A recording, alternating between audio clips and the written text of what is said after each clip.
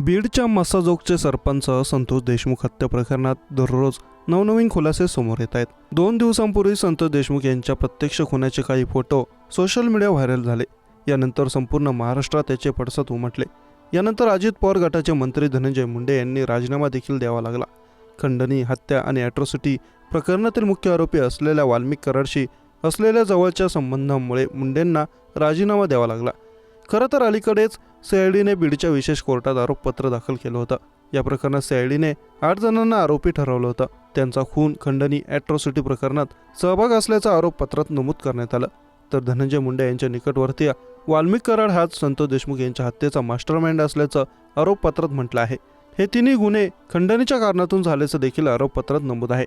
हा गट कुठे रचला, यात कुणाचा सहभाग होता, याबाबतचे सबळ पुरावे हाती लागल्यानेच वाल्मिक कराडसह त्याच्या टोळीवर आरोपी निश्चित करण्यात सीआयडीला यश आलं आहे। 9 डिसेंबर 2024 रोजी दुपारी 3:22 सुदर्शन घुले, प्रतीक घुले, सुधीर सांगळे, कृष्णा आंधळे, जयराम चाटे आणि महेश केदार यांनी सरपंच संतोष देशमुख यांना उमरी टोलनाका येथे अडवले। त्यानंतर त्यांनी काळी जीप आणि कार अशा 2 वाहनांमधून देशमुखांचं अपहरण केलं होतं। पण ज्या काळ्या रंगाच्या गाडीतून देशमुखांचं अपहरण करण्यात आलं, तीच गाडी वाल्मिक गँगसाठी कर्दनकाळ ठरली आहे। या गाडीत आढळलेल्या पुराव्यांमुळे वाल्मिक कराडसह त्याच्या टोळीभोवती फास घट्ट करण्यात तपास यंत्रणांना यश आलं आहे। कारण सरपंच संतोष देशमुख यांच्या हत्या प्रकरणात जी काळ्या रंगाची गाडी वापरली होती, त्यात पोलिसांना 19 महत्त्वाचे पुरावे सापडले। सीआयडीच्या तपासात आरोपी सुदर्शन घुलेची काळ्या रंगाची स्कॉर्पिओ गाडी ठरली महत्त्वाची। ही चूक झाली नसती तर मारेकऱ्यांना संतोष देशमुखांचा खून पचवता आला असता। सबळ पुराव्याआधी आरोपींच्या सुटकेचा मार्ग मोकळा झाला असता।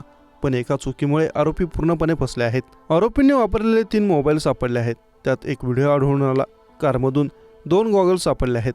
सुदर्शन घुलेचे मारहाण करतानाच्या काळ्या जॅकेट जॅकेटही स्कॉर्पिओ गाडीत सापडले। 6 आरसी बुक देखील सापडले आहेत। सुदर्शन घुलेचे एटीएम कार्ड, पॅन कार्ड, 41 लांबीचा पाईप सापडला। लोखंडी पाईप ज्याला क्लच वायर बसवून तयार केलेले हत्यार ते देखील सापडलं। रक्ताचा डाग असलेला सीट कव्हर तुकडा सीआयडीला सापडला आहे।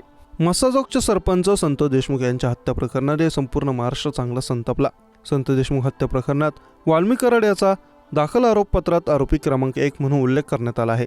एका प्रकारे तोच हत्येचा मास्टरमाइंड असल्याचं देखील आरोपपत्रात म्हणण्यात आलं। सध्या वाल्मिकचे 3 आयफोन पोलिसांनी जप्त केले।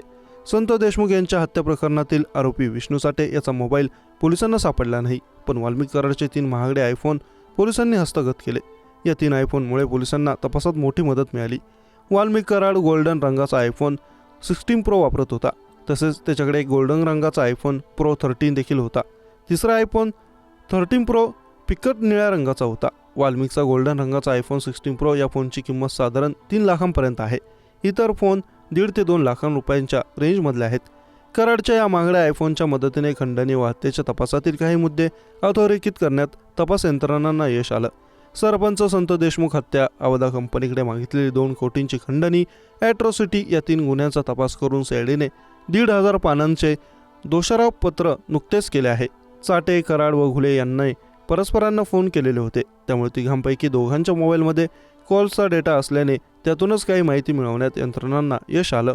या सर्वांचेच आवाजांचे नमुने घेऊन त्याची मोबाईलमधील आवाजांशी पडताळणी झाली आणि आरोपपत्रामध्ये कराड पहिल्या तर चाटे दुसऱ्या क्रमांकाचा आरोपी ठरला आहे। आता मात्र गुन्हा घडून जवळपास 3 महिने उलटले तरी गुन्ह्यातील प्रमुख आरोपी कृष्णा आंधळे अद्याप पोलिसांच्या हाताला लागलेला नाही। कृष्णा आंधळे याच्या शोधासाठी अनेक पथके तयार करण्यात आली, परंतु जंग पछाडूनही कृष्णाचा ठाव ठिकाणा लागत नाहीये।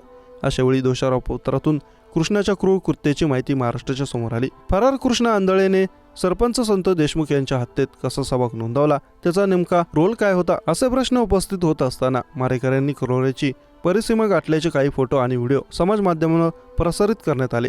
हे फोटो पाहून मन आणि हृदय असलेला कोणताही माणूस खवळून उठल्याशिवाय राहणार नाही, अशा प्रतिक्रिया उमटत आहेत। दरम्यान कृष्णा आंधळेच्या हत्येतील सहभागाबाबत गुन्हे अन्वेषण विभागाच्या हाती सर्वात मोठा पुरावा मिळाला आहे। देशमुख हत्या प्रकरणातील आरोपींची मोकरपंथी नावाचा एक व्हॉट्सअप ग्रुप होता। या ग्रुपवर देशमुख यांना मारहाण होताना व्हिडिओ कॉल लावला होता।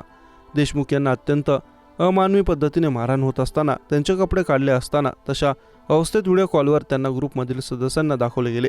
आमच्या नादाला लागला तर आम्ही काय करू शकतो, अशा प्रकारचा संवाद त्यावेळी ग्रुपमधील सदस्यांमध्ये झाला। महत्त्वाचे म्हणजे फरार कृष्णा आंधळेनेच ग्रुपमधील सदस्यांना देशमुख यांचे निर्वस्त्र फोटो आणि व्हिडिओ काढण्याचे काम केले आणि इतरांना दाखवून असुरी आनंद लुटला होता।